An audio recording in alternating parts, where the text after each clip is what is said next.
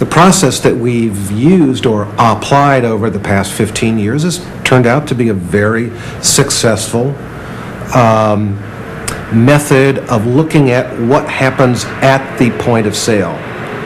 And it's certainly, it's an exercise often in Zen, because it means that we look at the same thing or go through the same process over and over and over and over again. And it's often in the 8th hour of watching something that a little light bulb clicks off in your head and you say, how come I didn't see that before? We call ourselves market research and consulting because we do go beyond, just simple research. We consider ourselves consumer advocates. We're basically making it better for the people in the store and for the people to shop. Traffic patterns, aisle widths, display locations, even how high a product is placed on a shelf are just a few of the things that can affect how we shop. What people buy and how to get them to buy more of it has become the life's work of Paco Underhill and his colleagues at a small but booming New York City venture known as envirosel. We have seen over and over again the best of ideas fail for the stupidest of reasons, because somehow as we sit in that conference room, we forget about something that happens on the floor of the bank or the floor of the store or that aisle of the supermarket. envirosel has developed particular expertise in the field of banking. With data gathered by survey and strategically placed video and time-lapse film cameras, the firm is able to advise banks in areas such as floor plan design and the optimum placement of advertising materials. This is a great shot of a bank we studied in Spain. It's a beautiful overhead shot. This is the teller area, and these are the line queues, which we're going to talk about. Lines, especially in banks, because every time you go to a bank you have to wait in line, are so important and so overlooked. Nothing frustrates a customer more than not knowing where to stand, not knowing where to look when they're standing, and what do they do when they're in line. The first person in a teller line almost never is going to be interacting with brochures or with a kiosk. They're busy looking at when is the next teller going to be open and how come that lady in pink isn't getting her business done a hell of a lot faster than I'd like her to do it, because I want to get out. We have 1, 2, 3, 4, 5, 6 tellers at this queue. We have 1, 2, 3, 4 lines. What does that mean? Where do you go? Which teller is open first? There's no system. So what happens is we get people doing the line dance. And when people do the line dance, they get really angry. They get really frustrated. See these guys doing the little line dance here. Who knows who was there first, It doesn't really matter. Whoever's gutsy enough to go up to the teller first wins. That's the name of the game. Nobody goes to a bank for pleasure. Banks are retail spaces. The cheapest form of marketing is not to sell to a customer that isn't a customer of your bank, but to sell to your existing customer base. A branch bank system can make money if you sell a broad cross-section of products to an average consumer.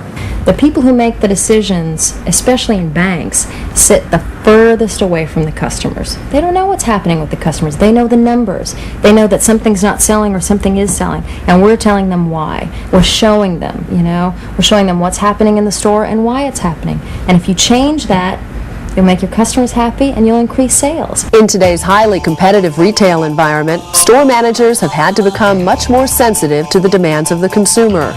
Sometimes this means the store's entire way of doing things has to be re-engineered. envirosel guides the retailer through this difficult process.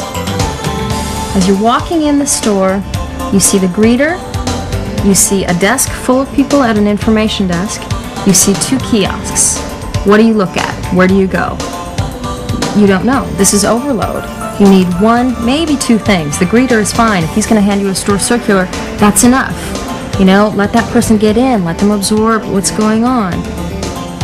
I can remember a exercise with a home center where one of their prime marketing vehicles was in-store circulars. Very popular form of American retail sales effort. And we took his circulars from the place where he put it and moved it, I think, about 12 feet and took it from being on the ground to being at a comfortable height to pick up.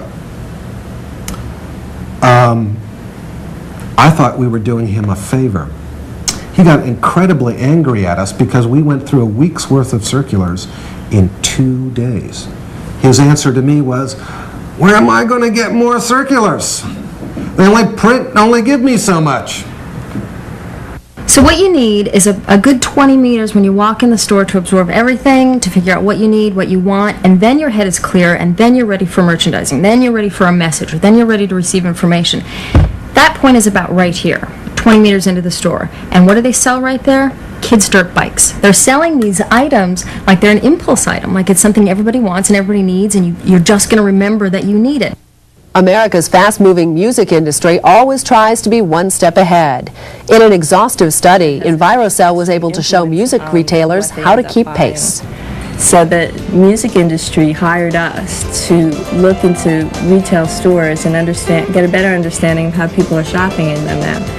And so we looked at everything from who's in the stores. We went to 3 different types of stores: a mall store, a strip mall, and an urban store, and different parts of the country to understand how people were shopping differently in different channels. The industry wants to know what's most effective and why, and what they could do to make the store more interesting for people to shop in the future.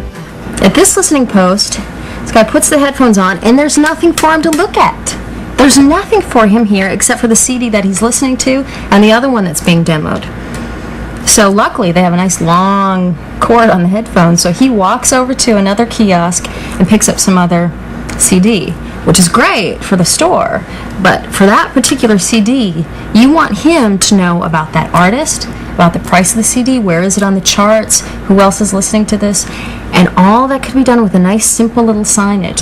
He's such a captive audience. We would track the person through different sections of the store to understand each different area that they stopped in or shopped in, and then we would put this on a map called an interaction map to understand or to visually be able to see where people spent the most time in the store. So this is a map of a Sam Goody store, and we could tell by the different shading of different areas in the store where people spent the most time. As we do demographic counts of everyone who comes in, so we can find out the basic age, when do the teens come in, when do the seniors come in to the store, and so what music should be playing. Should you have opera playing at 3:30 when the kids get out of school? No, you shouldn't. You should have opera playing during lunchtime when, the seniors don't have anything else to do but shop for music.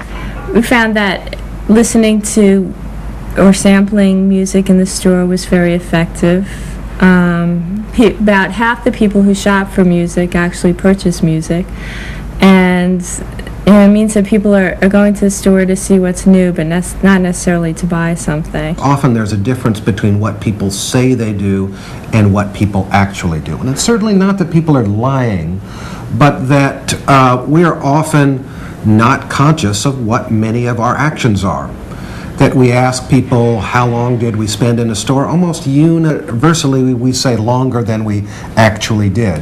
By understanding the differences between what someone does and what they think they do, we can really get an understanding of what's going on in the retail marketplace. When we walk into the shopping mall, it isn't Sam Goody competing against coconuts. That the dollar that could be spent on music is a dollar that could be spent at the Limited, it could be spent at Walden Books, it could be spent at Sears at the end of the mall, or it could be spent at Taco Bell in the food court. We're all in this general free-for-all looking for the consumer's discretionary income.